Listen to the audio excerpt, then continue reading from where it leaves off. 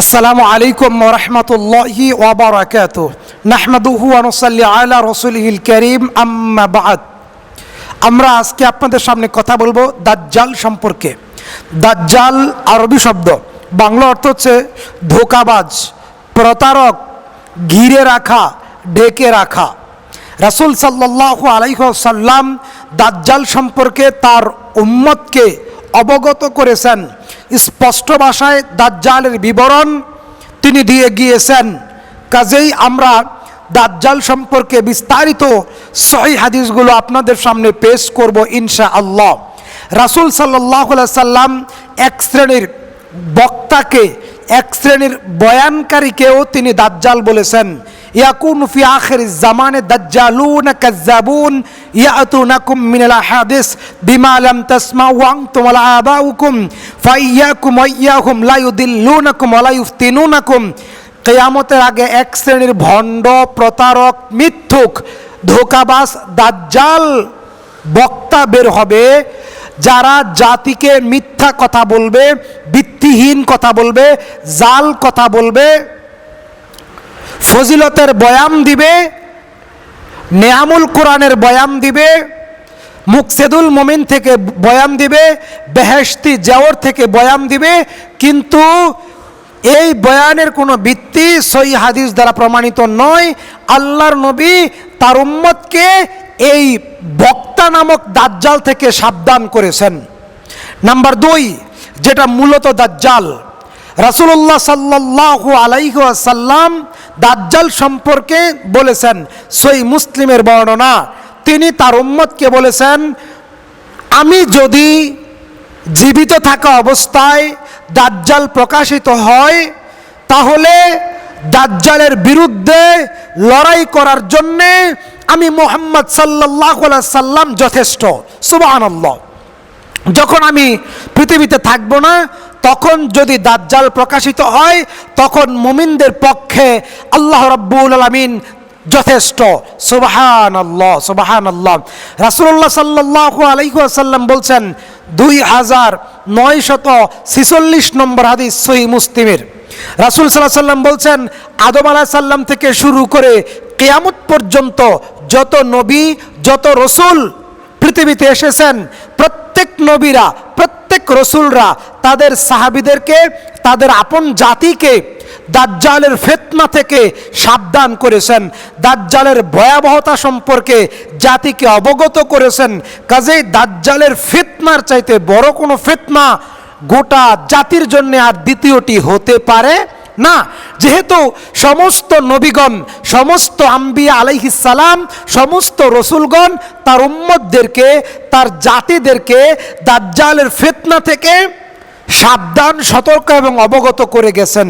তার ধারাবাহিকতায় মুহাম্মদ সাল্লাল্লাহু আলাইহি সাল্লাম তার জাতিকেও দাজ্জাল সম্পর্কে, দাজ্জালের ভয়াবহ ফিতনা সম্পর্কে অবগত করেছেন। তিনি বলেছেন, যে ব্যক্তি সূরা কাহফের প্রথম 10টি আয়াত মুখস্থ করবে, নিয়মিত তেলাওয়াত করবে, সূরা কাহফের প্রথম 10টি আয়াত নিয়মিত তেলাওয়াত করবে, উসিমা মিন ফিতনাতিদ দাজ্জাল, স্বয়ং আল্লাহ সুবহানাহু ওয়া তাআলা এই বান্দাকে, এই ব্যক্তিকে দাজ্জালের ফিতনা থেকে নিরাপত্তা প্রদান করবেন, দাজ্জালের ফিতনা থেকে তাকে হেফাজত করবেন। কোন ব্যক্তিকে?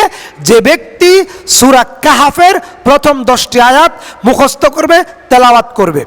রাসূলুল্লাহ সাল্লাল্লাহু আলাইহি সাল্লাম ফরজ নামাজে, সুন্নত সালাতে, নফল সালাতে, ফরজ সালাতে সালাম ফিরানের পূর্বে এই দোয়াটি কখনো ছেড়ে দিতেন না।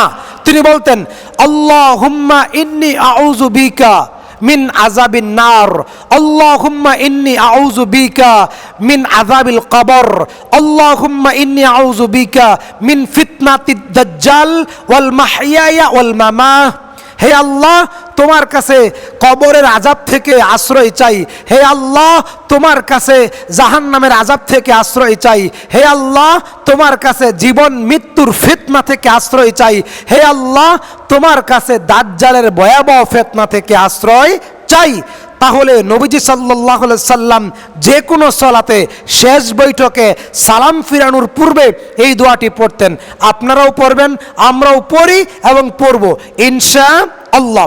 অতঃপর আমরা আপনাকে বলবো, দাজ্জাল আগমন পৃথিবীর ধ্বংসের দ্বিতীয় বৃহত্তম লক্ষণ।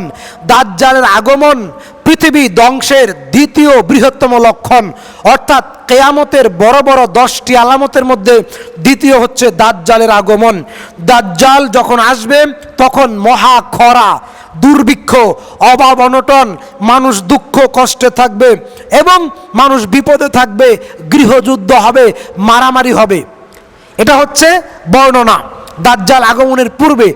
এবং তার অপর পক্ষে সহি বর্ণনা পাওয়া যায়, দাজ্জাল আগমনের পূর্বে গোটা পৃথিবীতে মুসলিমরা থাকবে সম্মানিত, মুসলিমরা থাকবে সুপার পাওয়ার, বিজয়ী, তাদের অনেক ক্ষমতা থাকবে, তারা ক্ষমতার আসনে প্রতিষ্ঠিত থাকবে সম্মানিত হাজেরিন। দাজ্জাল যখন আসবে এটা উম্মতি মুহাম্মদীর জন্য সর্বশেষ পরীক্ষা। দাজ্জাল উম্মতি মুহাম্মদীর জন্য সর্বশেষ পরীক্ষা। এজন্যে দাজ্জাল যখন আসবে, দাজ্জালকে চিনার আলামত, দাজ্জালকে চিনার আলামত, দাজ্জালের ডান চোখ থাকবে অন্ধ, দাজ্জালের ডান চোখ থাকবে অন্ধ, কোনো কোনো বর্ণনায় বাম চোখ অন্ধ থাকবে, এ কথাও বলা হয়েছে।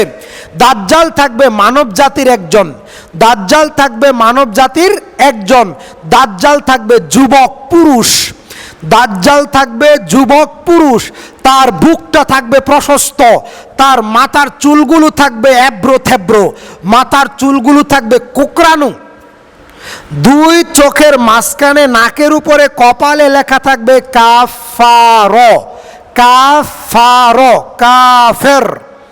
এবং দাজ্জালের চোখগুলো থাকবে আঙ্গুর ফলের মতো এবং সে থাকবে বেটে, সে থাকবে কি বেটে। দাজ্জালের এক হাতে থাকবে জাহান্নাম, এক হাতে থাকবে জান্নাত। দাজ্জালের জান্নাত আল্লাহর জাহান্নাম, আল্লাহর জাহান্নাম দাজ্জালের জান্নাত। দাজ্জালের কথায় মরা মানুষ জীবিত হবে, জীবিত মানুষ মরে যাবে।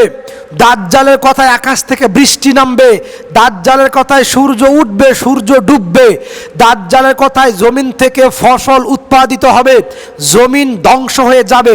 মূলত দাজ্জালের অনুসারী থাকবে শয়তান, দাজ্জালের অনুসারী থাকবে জিন শয়তান। দাজ্জাল অনুসরণ করলে জিন শয়তানেরা এগুলো পালন করে দেবে।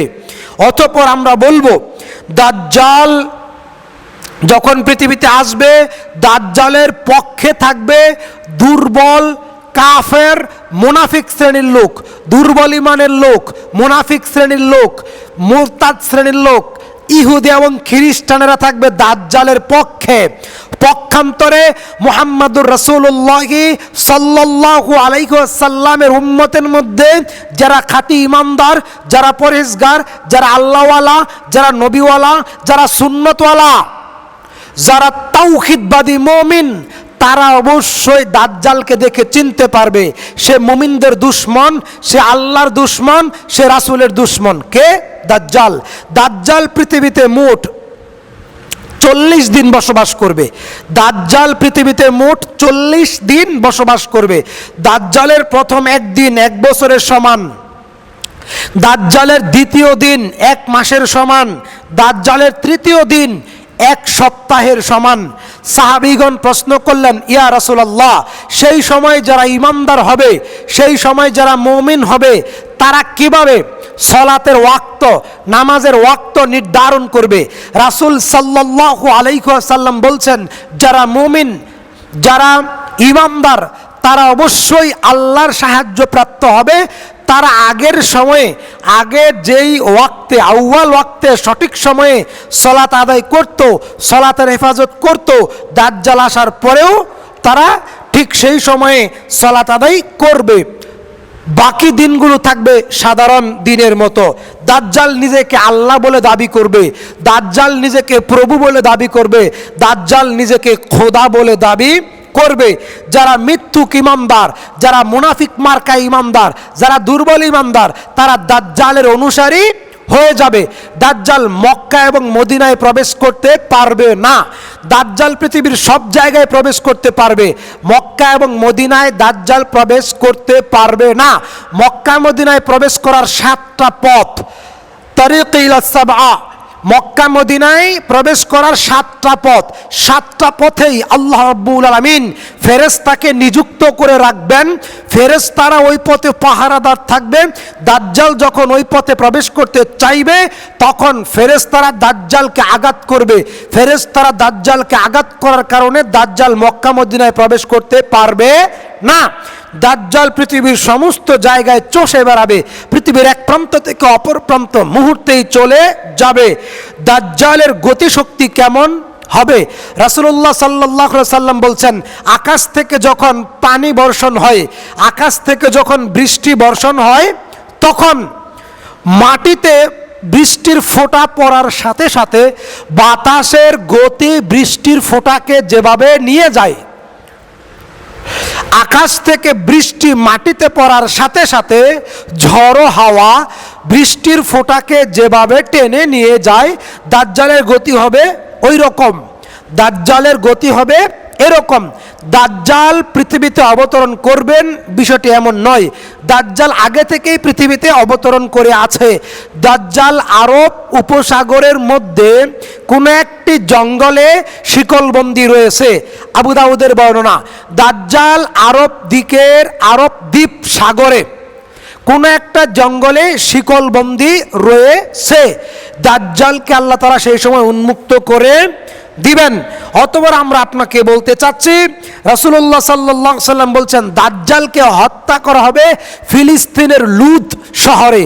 দাজ্জালকে ঈসা ইবনে মারইয়াম আলাইহিস সালাতু ওয়াস সালাম, দাজ্জালকে ঈসা ইবনে মারইয়াম আলাইহিস সালাতু ওয়াস সালাম ফিলিস্তিনের লুদ শহরে হত্যা করবেন। দাজ্জালের অনুসারী থাকবে কাফের এবং ইহুদি এবং খ্রিস্টানেরা। সেই সময় মুমিন যারা, তারা ঈসা আলাইহিস সালামের নেতৃত্বে যুদ্ধ করবে দাজ্জাল ইহুদ এবং খ্রিস্টানদের বিরুদ্ধে।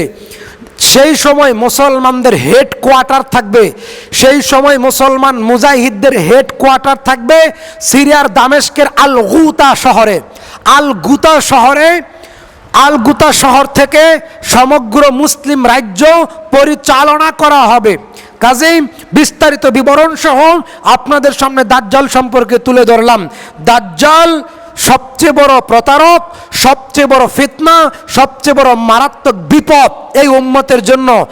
এজন্যে সূরা কাহফ পাঠ করবেন, প্রত্যেক ফরজ নফল সুন্নত সালাতের আগেই দোয়া করবেন। আল্লাহ রাব্বুল আমিন বিস্তারিতভাবে যে বিষয়গুলো বললাম এই বিষয় সম্পর্কে প্রত্যেকটা মুসলিমকে জ্ঞানার্জন করার তৌফিক দান করুন, আমিন। আসসালামু আলাইকুম ওয়া রাহমাতুল্লাহি ওয়া বারাকাতুহু।